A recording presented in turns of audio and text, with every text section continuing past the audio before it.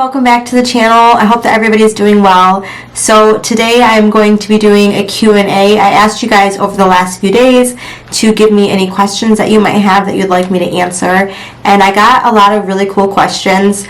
I didn't answer every one of them, so I'm really sorry if I didn't get to your question. Some of them were very specific, and I think they'd make like great video topics, but I tried to answer as many of them as I could. So I took notes on my computer, as I do for most things, just to help, of course, keep my thoughts straight and to make sure, obviously, that I ask the questions that you guys were asking so I can share with the camera. I got a couple of the same questions and then some just really interesting questions, so I'm excited to share them with you. Hopefully, if you're listening or watching this, maybe you had the same questions and this helps you a little bit too. I'll definitely do more of these in the future, so if you have any questions for me that you would like answered, you could even leave them in the comments below of this video, and then my next Q&A that I do, I will try and answer them in that video. I don't know when that will be, but I will for sure do another one in the future. So leave it here and I can always just reference back to it.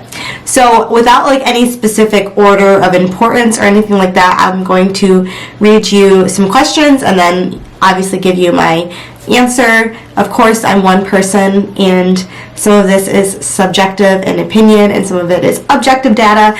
You know, always take everything I say with a grain of salt and always do your own research, but I'll try to answer these to the best of my ability. Someone asked, "Hi, what was your typical study day or week, and how many days or week or hours, how many days out of the week or hours out of the day?"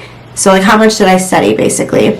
So to be completely truthful with you, I studied most days during the 2 years that I went to my master's program, and it didn't look the same every day. A lot of times it was different. You know, I used my driving time a lot, my commuting. I had 45-minute commute to and from work, so I always used that time to listen to lectures. Basically, any time that I was in the car driving, I was listening to lecture. I didn't even listen to music in the car during those 2 years, which, I don't know if you've noticed, I really love like music and like jamming out in my car, the windows down, like that's just like such a vibe and like a feel good for me. It makes me feel happy.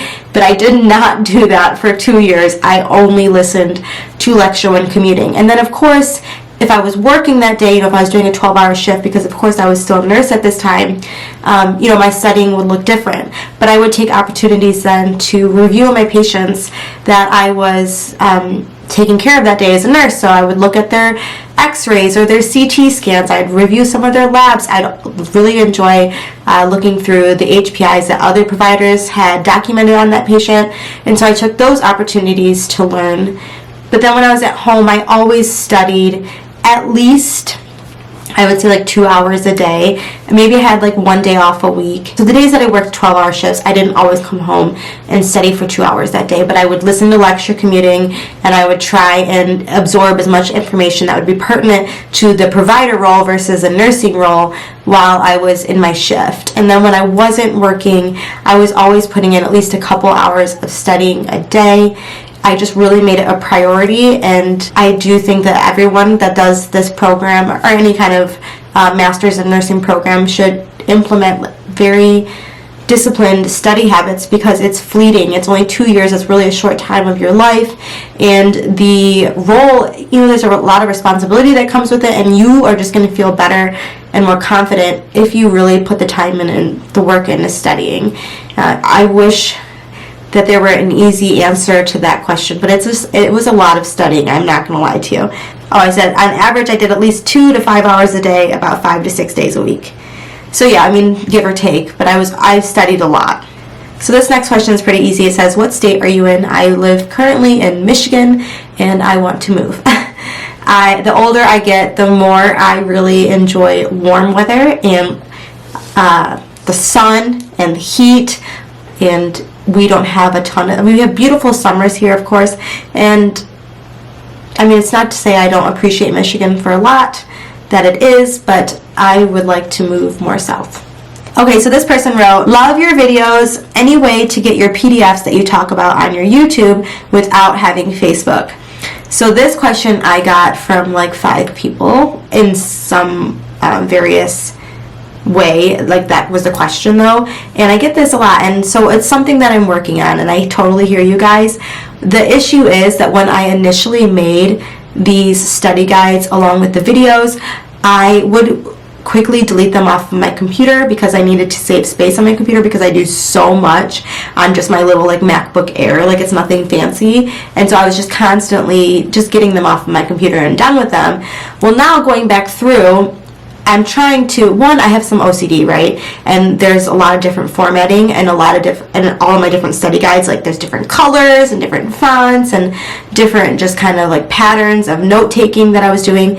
And so I'm trying to consolidate them. Oh, there's a gopher in my front yard. Okay, anyway. So I'm trying to consolidate them into one document and it be more cohesive in just like the layout and the coloring and font. I know that doesn't really matter, but for me it does. When I was doing those study guides, I did a lot of like color coding, because this was something that was like a help me to remember how concepts or topics were related because they were colors. I don't know. I was kind of losing it in school, right? I know we all are. We're all just trying to survive. I remember it was not that long ago for me. It was only a year ago. But so the point is that I'm working on it. I am currently more than halfway through making this consolidated review study guide of all of my study guides. I'm updating some of it because, of course, you know, some things have changed over the last, year and a half that it was made, and just, you know, catching like grammatical errors and stuff like that, because I didn't know that so many people would end up using them in their studying for their boards. I mean, I think it's awesome, and I'm so grateful that it's helped so many people. Like, it just is very rewarding for me, and obviously you guys benefit because it's just been like this free option for you guys, and that's super cool because I know that a lot of the reviews out there are like hundreds and hundreds of dollars. A lot of us are broke. Even now practicing, I'm not like rolling in the dough. But that being said, so me consolidating this and putting this all together and updating it and making it more of like a cohesive document, I think I might end up opening up like an Etsy account and offering it on there for like a small fee of so you could download the PDF, or a little bit more expensive if you wanted to like purchase it like in a hard copy. I don't know, that's in the works. I mean, I'm over halfway through it. I've been working really hard on it. I kind of shared it on my Instagram the other day, but I've been putting a lot of hours into it. It's a lot of work, but again, I'm reviewing material again. I'm learning a lot, and I love to learn and I love to teach. That's something that YouTube has showed me and you guys have showed me, and it's such a cool gift. And I'm getting way off topic, but I'm working on it. I'm going to get you guys those PDFs. I hope that I can get them to you soon enough. My goal is within the next month to be done and finalized with one consolidated document for you guys. This question is funny. I laughed at this one a little bit because I feel like I would ask this question too. So I said, how much do I need to really dive into pediatric cardiac problems for boards?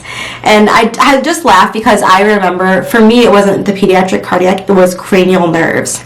I hyper focused on trying to get this down, and I was so worried that I was going to get questions on this. I spent so much time. I think I had 2 questions on it maybe. So I think pediatric cardiac problems kind of falls into that same umbrella. You're gonna hyper focus and worry, and it's you probably have a couple questions. I mean, if this was a year ago that I took my boards, so I'm trying to remember questions. I think I did see a couple questions. I want to say 2 maybe on murmurs, and then the more common, so the ventricular septal defect, which is the most, I've reviewed this a little bit before even doing this because I want to make sure I'm saying the correct information, but that is the ventricular septal defect is the most common congenital heart defect. You want to know what you are more commonly going to come across. So that, I think I saw something with a septal defect on there, or some kind of congenital heart defect like that. And then, Kawasaki disease and rheumatic fever. I think I had questions on those as well. And those are important because they're associated with cardiac disease, and they're preventable, if we are treating them. They're rare, but they're preventable. So I think that those would be important to just quickly review and know the basics, because remember the boards, and I've said this before, but your boards exam is trying to ensure that you are going to go out into the world and practice as a safe provider. You don't have to know everything, and you're not going to know everything. And I think not knowing, being aware of your not knowing, I'm talking to me too, really reflects on like your level of intelligence. I think you might see a couple questions on it. Don't sweat it too much though. I think the biggest theme of questions that I saw on the board's exam was probably like antibiotics. I feel like I had a ton of questions in regards to antibiotics, like first line and second line. That was definitely a big topic. Not so many pediatric cardiac. There were a couple, like I said, like murmur, know your murmurs, and don't kill yourself over it. You know what, I had like a great murmur sheet that I made for studying that's in the Facebook group, and I'll try and like maybe screenshot it here again. I think that pretty much gives you everything that you need to know about murmurs, and I think I did have a couple questions on those. So the next person asked, number of patients per shift. So this varies. I work at an urgent care, as you probably know if you're watching this at this point, and so obviously it ebbs and flows. In general, I say I see 3 to 5 patients an hour. 3 to 5, yeah, that's pretty typical. I've had very busy shifts that I was seeing like 6 or even 7 patients an hour. That feels kind of a lot. That feels like a lot. That's a little overwhelming, and those are not fun shifts. Generally, I see, like very generally, I'd say I see 4 an hour. And that is keeping me busy, but I'm not drowning. When I even hit like 5 patients an hour and up is when it starts to get really busy and my charting kind of falls behind. Like I might have charting at the end if it's consistent. I mean, obviously throughout the day I might see, you know, they seem to come in waves too, and so like maybe I'll see 5 1 hour and then 2 the next hour, and so that of course balances out, and I take that opportunity to chart. Alright, so this question said, how do you mentally cope with difficult patients? Sometimes I can't mentally let these cases go. So I totally get what you're saying. I also interpreted, I guess, this question 2 ways. Difficult patient, like a difficult case, or difficult patient, like difficult personality, difficult encounter. I'd be lying if I said I'd never have gone home and questioned if I did everything right. I think that also says that I'm a good provider, or I want to be a good provider, just like as a parent. Like I question, am I being a good mom? I question, am I being the best nurse practitioner that I can be? And I'm always challenging myself to do better and to know more and to learn more. And so we can't know everything. I know I kind of already said this earlier in the video, but we're human. We can't know everything. We don't know everything, and so it's okay if you don't know everything. I think in those moments, be aware and honest with yourself that you don't maybe know the answer, or that you need a little more help, and either order some more tests and get a bigger picture, or reach out to a colleague or a coworker, or look up resources, whatever it is that you might, and try to learn more than if you don't know. You're not going to know everything. Of course, too, having appropriate referrals. So if it's something that you think would benefit from a specialist that specializes in this topic, they are going to know more about said topic, and that might be a good route for you. Of course, that it's not, assuming it's not something that's critical and emergent, and that is really what it always comes down to. Working in like an outpatient setting, is this something that can be safely managed outpatient, or does this person have something life-threatening that needs to go to the hospital? Figuring that out is step 1, I think, in every patient encounter in the outpatient setting. And once you have come to terms with, okay, they're not going to die right this minute, so I have a little bit of time to work with, and then reach out, look it up, research, order more tests, order more labs, and try to paint a bigger picture for yourself.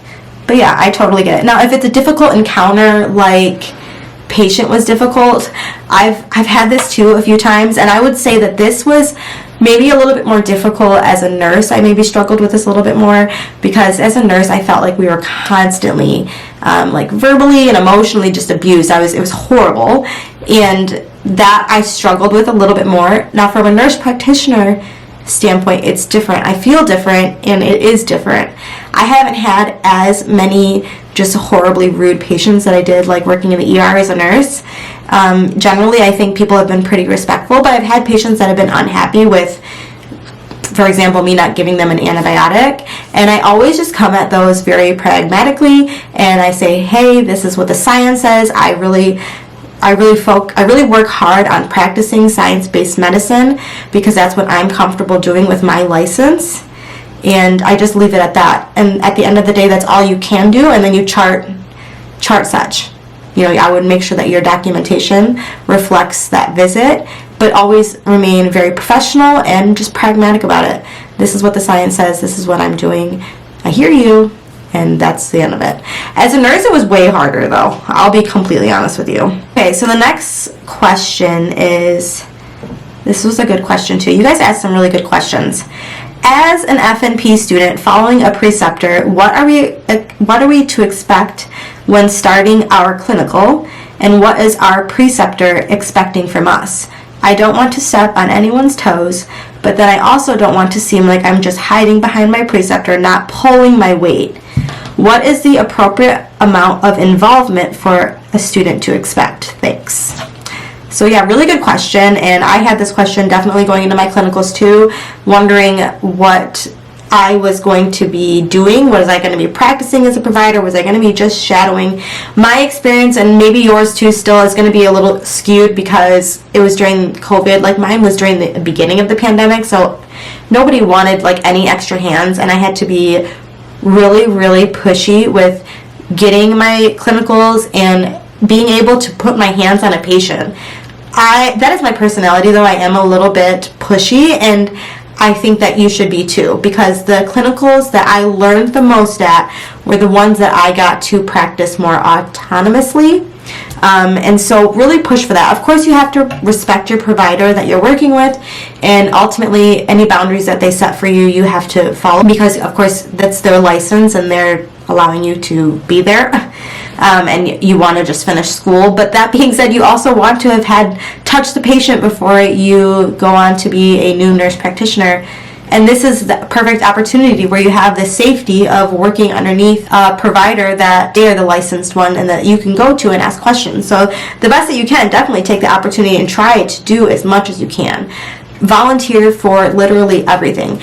I would say go in to your clinical and the first 2 days, and really like be up in front with them and say, this is what I'm hoping to do. What are you comfortable with? I would love to, for the first 2 days or 1 or 2 shifts, whatever your level of comfort is, I'd like to shadow you. I'd like to see your flow. I'd like to see how you go into each patient encounter and just be like a fly on the wall and absorb everything. Take notes, whatever it is that you want that helps you to remember.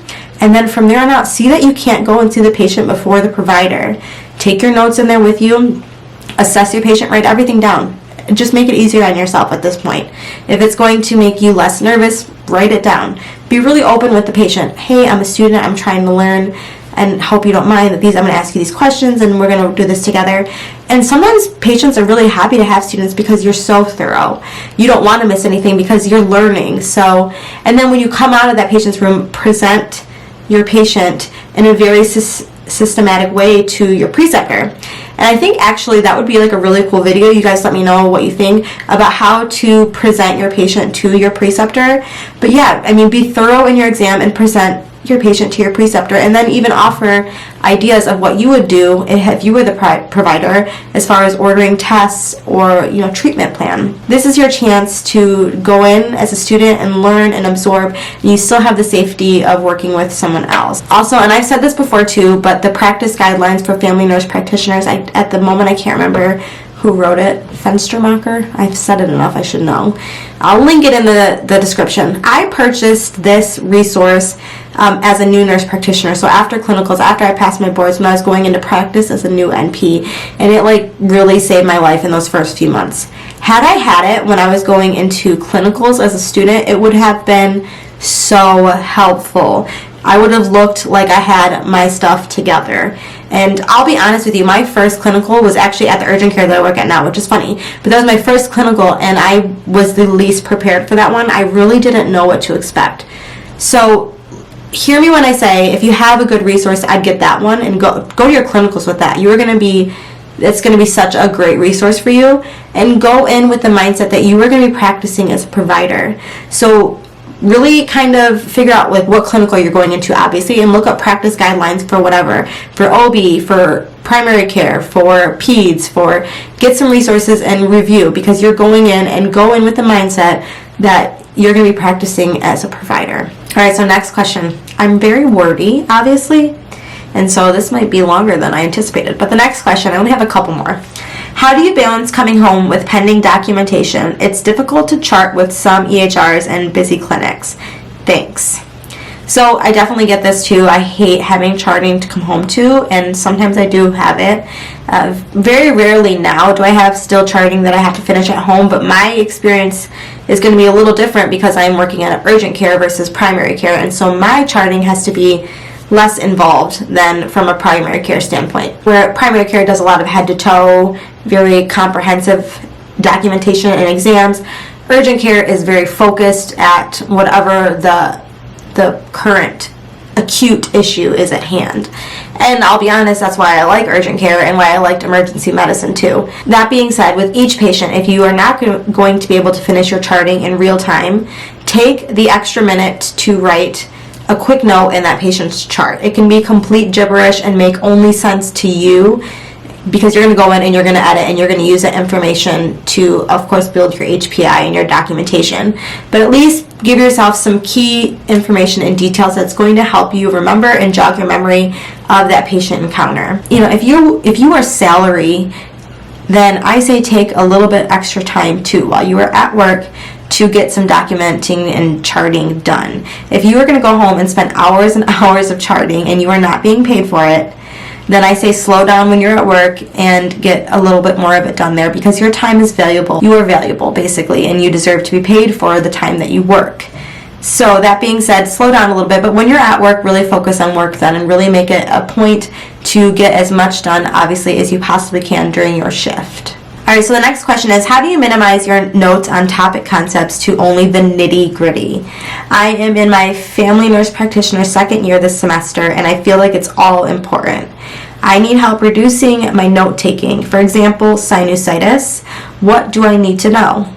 I know that I have to know farm, non-farm, complications, clinical presentation, education, prevalence, and patient follow-up, but how do I condense this? So, I mean, in your question, you kind of answer. It's really hard to condense that. It's a lot that you need to know, and that's the reality of it. It's a lot. I think a lot of us have a difficult time with this, myself included. It's like when you go to highlight and take notes of just the important parts, and all of a sudden the entire page is a neon color. We've all been there, because a lot of times it can really seem all important and all pertinent. In practice, when I'm actually gathering my information for my patient's HPI, I always follow the old CART algorithm. I've said this many times, so I'm not going to go into it too much, but that really helps to just make sure that you're getting the very specifics for whatever their acute, if it's an acute problem. So it's really helpful in the urgent care setting. Onset, location, duration, characteristics, associating or alleviating factors, radiation, and treatment. And have they tried any treatment at home? And then I always make sure to ask the patients, has this ever happened to you before? That's such an important question, because a lot of times patients say yeah, and they were diagnosed with something, and this is what they were treated with, and it worked. And so obviously that can really help you to kind of narrow you down on what's going on with your patient. So that's real world application. In school, they want you to know the rules to practice, but they also really want you to know the exceptions to practice. So the exception to the rule. Those are the much less common, more rare, serious, life-threatening side effects or diseases or whatever complications that can occur in medicine. And of course, in school, they want you to know both the exception and the rule, or the rule and the exception, because they want you to be a safe provider and be able to point out when that one out of however 100 or 1,000 patients actually is having a heart attack versus just having, musculoskeletal pain. And so it's hard, because in school it feels like you do need to know a lot. And I don't have a great answer for that, because it's a lot. I mean, we all feel the same way though, and at least I can tell you that you're not alone in that. For bacterial infections, I would say the EMRA Antibiotic Study Guide, I've said this before too, they're really good at kind of letting you know some clinical pearls and really specific, need to know stuff with bacterial infections specifically. And then I, of course, always use UpToDate too. And if you just want to know like the nitty-gritty of it, go to the summary and recommendations, and that is pretty much the nitty-gritty of it. So review that stuff when you are reviewing a topic for either an exam or your boards or in practice. If you only got a little bit and you really want to focus on just the nitty-gritty stuff, go to a good resource and just read your summary and recommendations. For example, UpToDate. That one I know for certain because that's one I use. Okay, so this question, and there's two more, so this is one of two. Recommendations for antibiotic failure in sinusitis and urinary tract infections. So this, I think, was an interesting question because there's two questions in it, and I'm going to kind of just touch on them really quick, each of them. So for a urinary tract infection, if you are treating your patient for a urinary tract infection, then you should get a urine culture unless they are young, healthy, not complicated, no concern for antibiotic resistance, non-pregnant females. Those patients don't need a urine culture. They can just be treated based on their presentation or the urinalysis, and you don't have to. Everyone else should get a urine culture, and a urine culture is super helpful in these specific circumstances when a patient is having resistance to an antibiotic or not getting better with the antibiotic. So the culture will tell you the specific bacteria that is causing the urinary tract infection, and then also provide you with information of if that bacteria is going to be susceptible to a specific antibiotic. And so in those circumstances, you can see if you are treating your patient with the right antibiotic based on the bacteria that's present. If you are treating them appropriately based on your urine culture, you're giving them the correct dose, the correct antibiotic, and they're taking it as they should be, and they're still symptomatic, then I would say refer them to urology. Because remember, you do not need to treat non-symptomatic bacteriuria or bacteria in the urine in non-pregnant patients. If the patient is pregnant and they have bacteria in their urine, then you should treat them with antibiotics. But otherwise, bacteria in the urine doesn't necessarily indicate antibiotics unless they are symptomatic. But if you're doing everything right based on your culture and they're doing the antibiotic and they're not getting better and they're still symptomatic, then I say refer them to urology. Of course, unless they're septic and dying and all that stuff, then they go to the ER.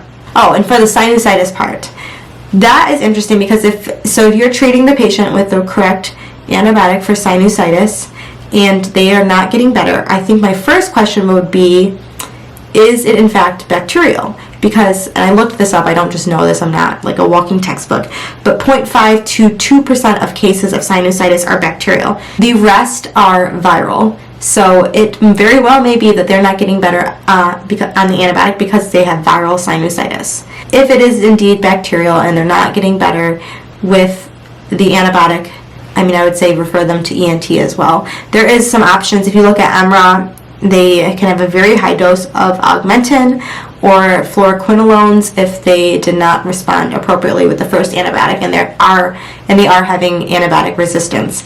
But it would be a really good point then too to question, is this actually bacterial sinusitis or is this viral? Okay, so this last question, I just thought this was funny, and you can even turn the video off now if you're not interested because it's not related to medicine. But someone asked, and I actually got a few not related to medicine. I'm only answering this one because I just thought it was funny. My question, are we alone in the universe? And I just thought that was funny because, you know what? I'll tell you, I don't think we are.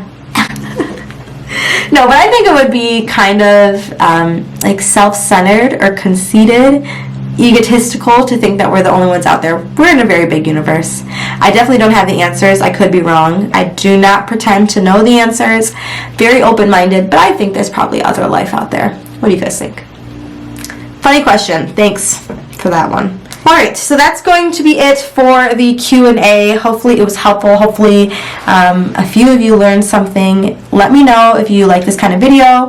Like I said, take the opportunity too, if you have questions that you would like answered, go ahead and leave them in the comments of this video. And in the future, when I do a Q&A, I will definitely use this as a reference to pick for questions to answer. I'll still do the other stuff where I like post on Instagram or Facebook or whatever and give you an option to ask questions. But here too, if you have questions, go ahead and leave them in the comments below, and the next time I do a Q&A, I will look at this and see what you guys asked. Also, good point to mention here would be that Instagram. Make sure that you're following the new NP on Instagram. I'll make sure that's linked in the description as well. I'm trying my hardest to be more active on that platform because it's easier for me to do more like day-to-day content in the urgent care. And of course I keep it related to nursing, educational stuff. I mean, there is some more personal stuff there too, but very rarely. Really, I really focus that Instagram on practicing as a nurse practitioner. I have another Instagram anyway that's more of like my personal account. I mean, it's public. I guess I'm just like an open book at this point. But follow the new NP on Instagram if you're not already, because I do more like, I interact with people a little bit more on there. It's a little easier, like I said, and it's easier again too to just do more like day-to-day content, especially at the urgent care setting. It's really great if you are going to work in an urgent care. I think it would be really helpful for you guys. So anyway, like I said, I hope you guys enjoy this. Don't forget to like the video, subscribe to the channel, and I wish you guys nothing but the best. Don't forget to learn something new every day. I even wrote it there if you can see it on my letterboard. But yes, I definitely believe that. Learn something new every day. I try to. I definitely recommend that you as well. But until next time, I wish you nothing but the best, and we'll talk soon. Bye.